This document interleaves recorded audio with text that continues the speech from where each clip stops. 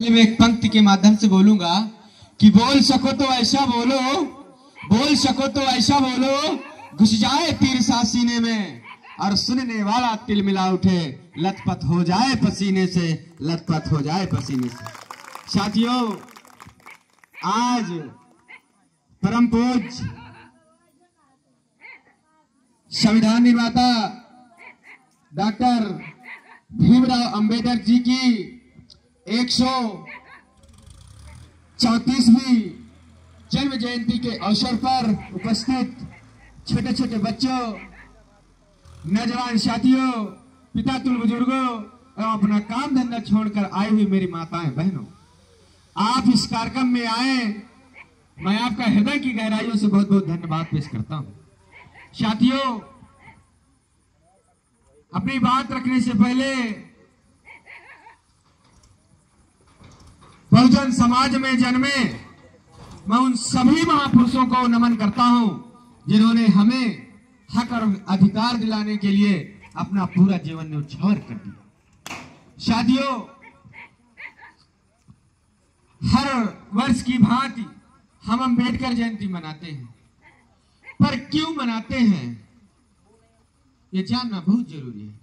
तभी हमारे बांदा से चलकर आए आदरणीय बहुत ही सम्मानित इंजीनियर रामचरण जी और अभियंता विद्युत विभाग बांदा जी द्वारा आपको विस्तार पूर्वक बताया गया है।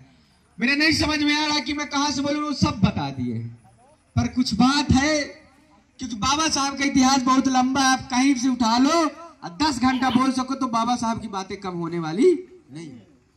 तो साथियों, बात वहीं से चालू करते हैं जहां हमारे पास दर्द है, जिस के लिए हम भटक रहे हैं।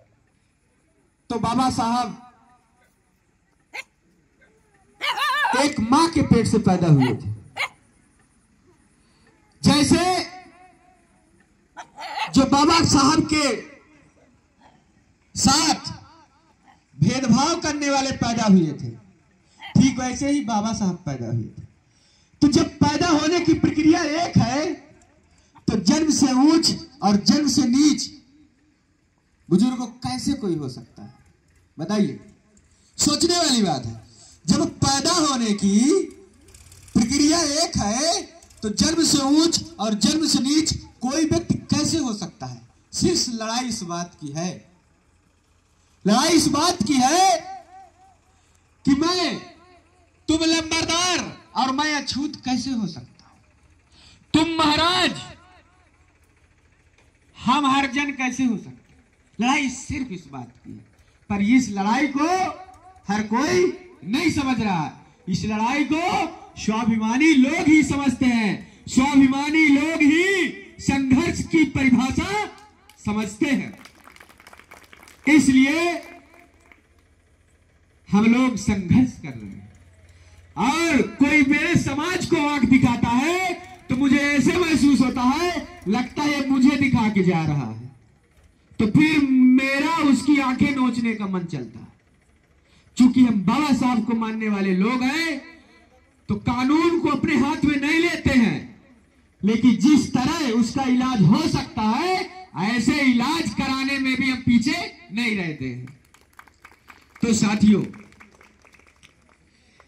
5000 साल से जिन लोगों ने हमें जानवर की जैसा माना, जानवरों के जैसा व्यवहार किया, गाय पाल लेंगे, कुत्ते पाल लेंगे, भैंस पाल लेंगे, गोरू पाल लेंगे, भैंस को नहला देंगे, बिल्ली को खाना खिला देंगे, पर ये जो लोग बैठे हैं इनके हाथ का छुआ पानी नहीं पिए। लड़ाई इस बात की है। बताइए, गलत कह रहा हूं? अगर मेरी गलत बात बोल रहा हूं तो आप खड़े होकर बता दीजिए कि मैं झूठ बोल रहा हूं। लड़ाई इस बात की है। तो जो लोग अभी तक गैर बराबरी करते आए, छुआछूत, जातिवाद, भेदभाव करते आए, ऐसे लोगों को मैं इस ग्राम पंचायत दरियापुरवा में कहना चाहता हूं कि है अंधेरा बहुत और सूरज निकलना चाहिए। है अंधेरा बहुत बाबूजी, अब सूरज निकलना चाहिए। जैसा भी हो, यह मौसम बदलना चाहिए, जो चेहरे बदलते हैं रोज नकाबों की तरह, जनाजा अब धूम से इनका निकलना चाहिए, जनाजा अब धूम से इनका निकलना चाहिए। साथियों, रात बहुत हो गई है, मैं ज्यादा और कुछ नहीं बोलूंगा, पर मैं इतना जरूर बोलूंगा कि मानवर कांसी राम साहब कहते थे कि जिस समाज में 10 डॉक्टर, 20 इंजीनियर और 30 वकील पैदा होगा, उस समाज का कभी शोषण नहीं होगा।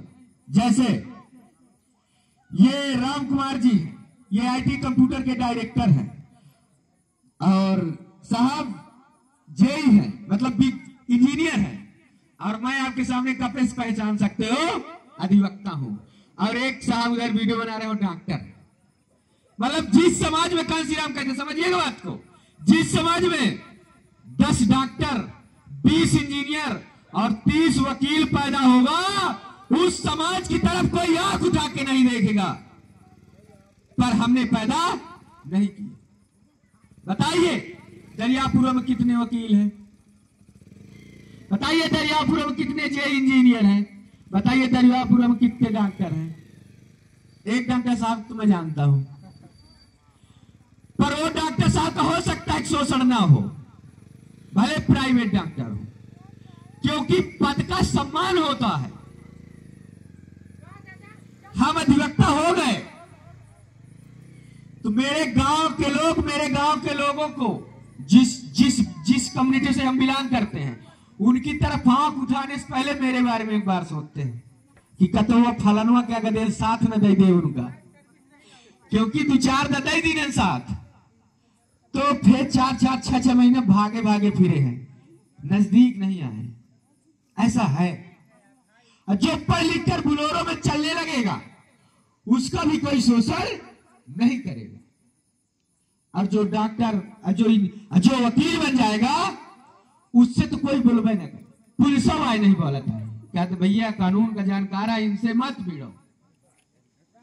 ये कैसे संभव होगा? शिक्षा से। कैसे? शिक्षा से। ये संत गाडगे जी की यहां फोटो लगी है, वो कहते थे कि पैसा नहीं है, पैसा नहीं है तो थाली बेच दो। क्या कहते हैं? पैसा नहीं है तो थाली मतलब काठी बेच दो, काठी नहीं है तो हथेली में रख के खाओ, लेकिन माता राम हरो और बाबूजी हरो, अपने का दयालन का जरूर पढ़ाओ। समझ में आई लाइन?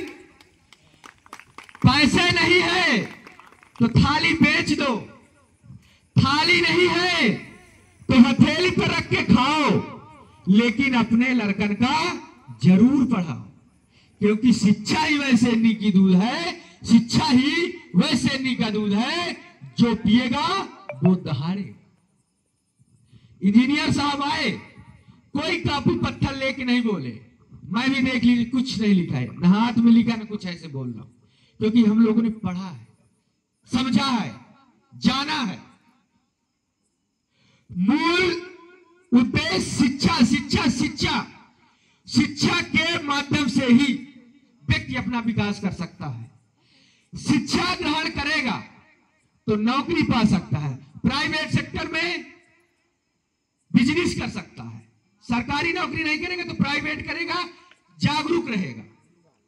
एक पढ़ा लिखा इंसान कहीं ना कहीं अपने रहने, पीने, सोने का ढंग चेंज कर लेगा। अनपढ़ों में, पढ़े लिखे में यही फर्क है।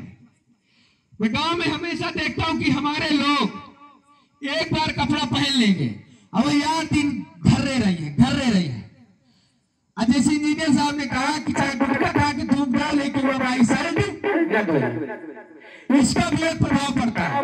बार बार आप जातिवाद की बात कर रहे थे, ये होता है, ये सत्य है, लेकिन ये भी सत्य है कि हमारे लोग साफ सफाई से भी नहीं रहते, और जो साफ सफाई से रहेगा उससे कभी भेदभाव जल्दी नहीं होगा। करेगा तो गांव वाला करेगा, जो जाने थे कि कौन फलाना आई, बाकी कर्मी वाला नहीं जानता कि कौन फलाना अप्रूव नहीं करेगा? बताइए। तो हमारे लोग प्रतिदिन दारू चाय पी ले, लेकिन शर्ट पैंट का रोज धो नहीं सकते।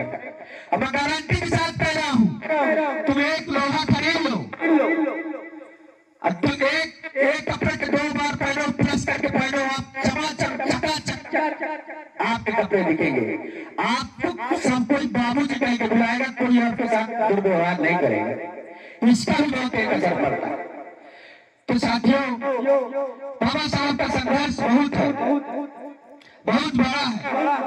बाबा साहब को जातिवादियों ने, वनवादियों ने, तथाकथित ऊंची जाति के लोगों ने बाबा साहब के साथ बहुत जुल्म किया, बहुत अत्याचार किया।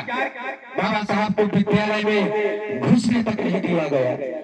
बाबा साहब को स्कूल के बाहर पढ़ने के लिए मजबूर किया गया। बाबा साहब पढ़ने जाते थे तो स्वयं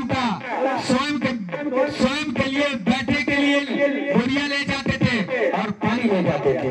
साथियों, एक बार एक अध्यापक ने कहा कि बताओ ऐसी कौन सी चीज है, लड़कों से मास्टर ने पूछा कि बताओ ऐसी कौन सी चीज है जिसे तुम देख सकते हो मगर छू नहीं सकते। तो बहुत सारे लड़कों ने कहा कि साहब ये आसमान है, देख सकते हैं पर छू नहीं सकते। कुछ लोगों ने कहा साहब मैं छोटा बहुत हूँ, ये ऊपर जो टेंट लगा है, छत है, मैं इसको देख सकता हूँ पर मैं इसे छू नहीं सकता। पर बाबा साहब अम्बेडकर जी ने जानते हो क्या कहा? अगर ईमानदार होगा तो आंसू आ जाएगा। बाबा साहब ने कहा ये मासा मैं इस घड़े में रखा हुआ पानी को तो देख सकता हूँ पर मैं इसे छू नहीं सकता। साथियों सोचिए, बाबा साहब ने कहा कि घड़े में रखा हुआ पानी को मैं देख तो सकता हूँ पर छू नहीं सकता। साथियों आज भी घड़े में पानी छूने पर हमारे लोगों को मारा जा रहा है। आज भी ये दौर पहले भी था और आज भी हमारे लोगों को स्कूल में हमारे बच्चों के साथ घड़े में पानी छू लेने पर उसके साथ भेदभाव किया जाता है, मारा जा रहा है। बड़ी बड़ी बुच्छ रखा लेने से भी हमारे लोगों को मौत के घाट उतारा जा रहा है। अपनी शादी में, घोड़ी में बारात निकालने पर भी हमारे लोगों को मारा जा रहा है। ऐसा लगता है जैसे उनकी और उस घोड़ी के सगे भाई बहन का रिश्ता है। ऐसा व्यवहार करते हैं, लगता है घोड़ी की बहन लगती है। तो हमारे लोगों को पीटेगा क्यों? व्यवहार के कारण, भेदभाव के कारण, जातिवाद के कारण, छूत के कारण, नीच दृष्टि के कारण, नीच सोच के कारण। इस सोच के खिलाफ हमको लड़ना है, इस सोच के खिलाफ हमको लड़ना भी है और अधिक से अधिक करना भी है। क्योंकि बाबा साहब ने कहा था कि अगर आपको कोई लड़ाई लड़ना है तो सबसे पहले आपको पढ़ना है। अगर आप लड़ना चाहते हो, अगर आप संघर्ष करना चाहते हो तो पहले आपको लड़ना पड़ेगा। अगर आपको लड़ना है तो पहले आपको पढ़ना पड़ेगा, क्योंकि बिना पढ़े गए तो आपकी हार निश्चित है। जैसे आपको बंदूक रखा दे दिया जाए, अब बता दिया जाए कि उनको मारना है, अब आपको मारे नहीं आवे तो उंगे वाला टच नहीं आते। इसलिए उसके लिए तैयारी करना बहुत जरूरी है। इसलिए बाबा साहब कहते थे कि शिक्षित बनो, संघर्ष करो, संगठित करो। साथियों इंजीनियर साहब पूरे पैक के बारे में बता रहे हैं, रोज के बारे में। मैं उसको नहीं बताऊंगा, मैं वहां से और आगे की बात बता रहा हूँ। जब बाबा साहब ने 24 सितंबर 1932 को वोट का अधिकार दिलाया तो पता है क्या कहा? जाओ ऐ मेरे समाज के लोगों, जाओ इस देश की दीवारों में लिख दो कि इस देश के शासक है। और वोट का अधिकार मिलने के बाद बाबा साहब ने कहा कि रानी के पेट से राजा नहीं पैदा होगा, ये मेरा समाज तय करेगा कि राजा कौन बनेगा। तो क्या आपने लिखा? किसी ने लिखा कि इस देश के शासक है? सब लिख दिया इस देश के बरुआ है। हम सरस्वती के पुजारी हैं, हम दुल्हा देव को माने वाले हैं, हम उनका पिछड़ा करने वाले हैं, हम अगुवाए वाले हैं, हम सांग ले वाले हैं। लेकिन कौन यह नहीं कहा कि सब इसके शासक है, क्योंकि शासक बन जाओगे ना। जैसे सर भी बता रहे थे कि जब बराल समाज में पैदा होता है तो तुम्हारों को बेच के खाना रहता है, और खुद के भाई की जब मृत्यु हो जाए तो वो भवानत नहीं है। तब स्वाभिमानी लोग अगर दूसरे के ऊपर कोई आंख उठा के देख ले तो स्वाभिमानी लोग उसके घर में पहुंच के कहता है कि तुम मेरा साथ दो, मैं साले को जेल भिजाने का काम करूंगा। तो साथियों ऐसा होना चाहिए। मैं इस बात को ऐसे बोलता हूँ इंजीनियर साहब, इस बात को मैं ऐसे मानता हूँ कि आज इन मेरे भाइयों के साथ अत्याचार हुआ है, हो सकता है कल मेरे साथ भी ना हो। तो अगर मैं आज इनका सहारा नहीं बनूंगा तो कल मुझे भी कोई कूट के चला जाएगा, तो फिर मेरा सहारा कौन बनेगा? क्योंकि जिस तरह इनके साथ ही बेकाम होता है ठीक वैसे ही मेरे साथ भी ऐसे होता है। जिस नजर से तुमको देखा जाता है उस नजर से मुझको भी देखा जाता है। फर्क इतना है मैं थोड़ा बहुत जान पढ़ लिख रहा हूँ तो लोग मेरे ऊपर गुस्सा मना ही कर लेते हैं और आपके ऊपर गुस्सा दिखा देते हैं। फर्क सिर्फ इतना है, और ज्यादा फर्क नहीं है। जैसे कोई बहुत गुस्सा है आदमी हो